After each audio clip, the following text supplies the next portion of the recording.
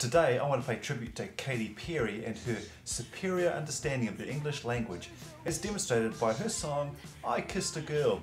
And I'll just read from the chorus for you.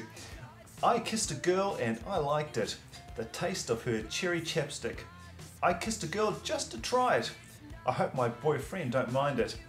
It felt so wrong, it felt so right, don't mean I'm in love tonight. I kissed a girl and I liked it. I liked it. Katy's coming for a bit of stick for her song there, but I think she's actually got a bit more smarts in it than we give her credit for. And I particularly think of that line, don't mean I'm in love tonight.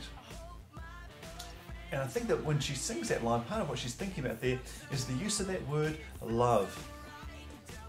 Because the challenge that Katy faces is that singing in English, we use the word love just in a totally random kind of way. We use it to describe our relationship to ice cream, with our kids, with our mother, with our lover. And really, they're not the same kind of thing at all.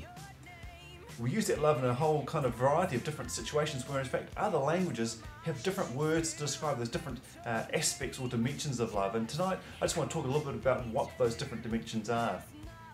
And kind of linking that back to Katy in terms of which type of love is she referring to when she thinks it doesn't mean I'm in love tonight.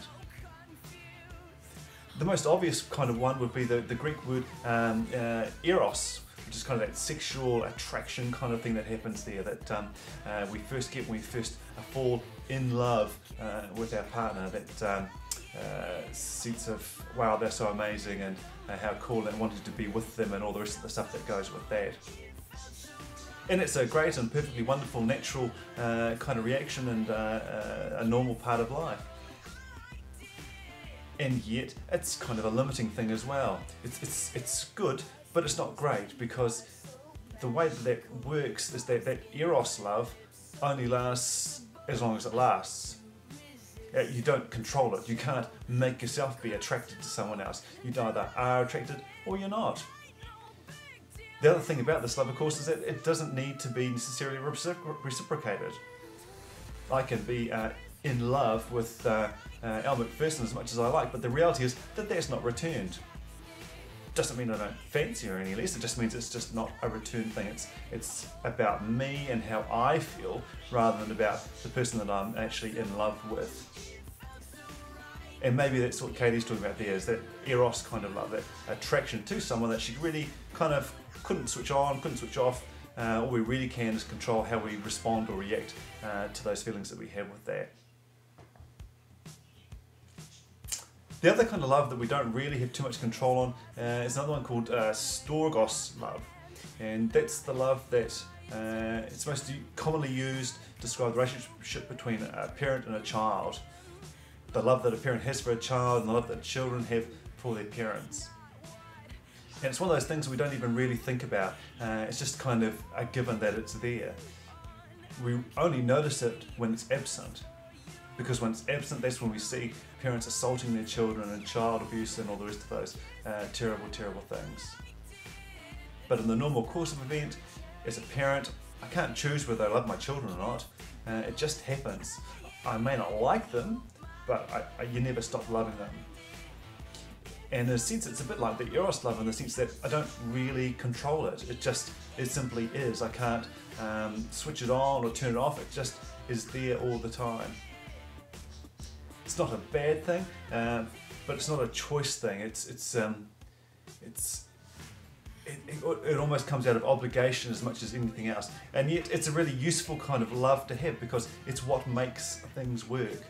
Even when things aren't going well, that storgos type of love keeps kicking in there and making things happen as they should happen. But it's involuntary. It's a bit like the eros love, and you don't really control it. The other kind of love is this philia love, which is kind of the brotherly, friendshipy kind of love. And that's where two people will have a relationship where they can talk about hopes and dreams and fears and laugh and hang out together and do all that kind of good stuff. And it's a really great and positive and powerful emotion as well. Where it's limited though is that it operates only on the basis that it's reciprocated.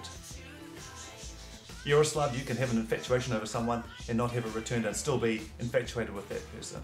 Storgos love, you love your children regardless of whether they appear to return any love or affection to you. With philia love, if I want to be friends with you but you don't want to be friends with me, then we don't have that philia love relationship. That's not what's happening there. And it just can't survive without it being reciprocated. So what happens with that is that if it's not being returned, it just dies. And so in a sense, this philia love is actually quite a selfish one, because if you're not going to love me back, well then I'm not going to love you. If you're not going to philia me, then I'm not going to philia you. And so it's good and it's great and it's wonderful, but it's essentially it's about me and me getting a return on my investment of friendship with you. The final type of love that I want to talk about tonight is the love called agape love. And the New Testament uses this word a lot, and it describes God's love for mankind. And it's a love that is not about feelings, it's about what one does.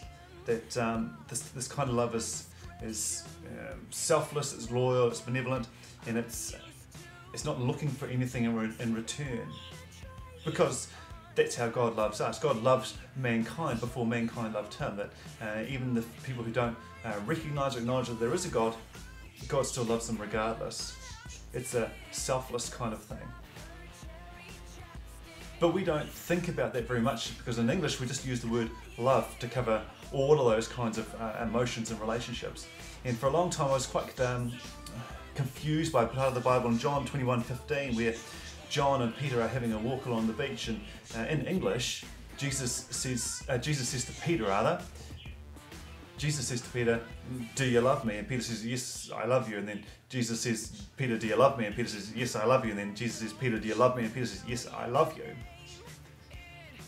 And it's just the same word over and over again. In Spanish, Jesus says, "Peter, do you amas me?" And Peter says, "Yes, I quiero you." Jesus says, "Do you amas me?" Peter says, "Yeah, I quiero." Jesus says, "Do you amas?" They're different words because they have different meanings. In the Greek New Testament, Jesus says, "Peter, do you agape me?" And Peter says, "I phileo you."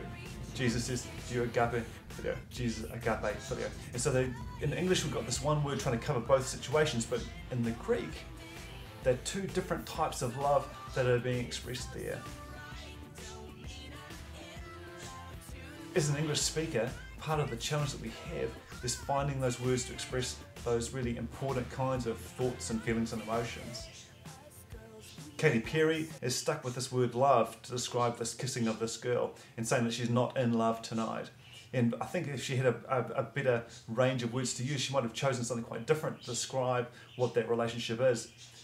But all she can say is what it's not, just to kind of reduce confusion around what's going on so her boyfriend doesn't get upset.